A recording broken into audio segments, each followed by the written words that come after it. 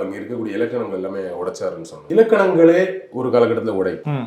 பொதுவாகவே இலக்கணம் என்பது, அப்புறம் இந்த ஸ்ட்ராட்டஜி என்பது, சில ரூல்ஸ் அண்ட் ரெகுலேஷன் எல்லாமே ஒவ்வொரு காலகட்டத்திலும் ஒவ்வொரு 10 வருஷத்துக்கு உடை ஆக்சுவலி.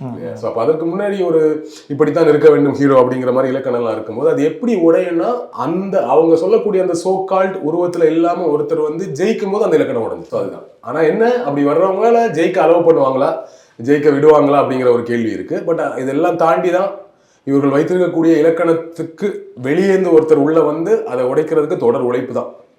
உழைப்பு ஆப்வியஸ்லி அடுத்தவங்க சப்போர்ட்லாம் இருக்கும். ரஜினி சாருக்கு அந்த சப்போர்ட்டும் இருந்தது. ஸோ அதெல்லாம் இருக்கும் பொழுது அந்த இலக்கணத்தை உடைத்து ரஜினி சார் வந்ததுனால தான் ஒரு விஜயகாந்த் சார் வர முடிஞ்சது.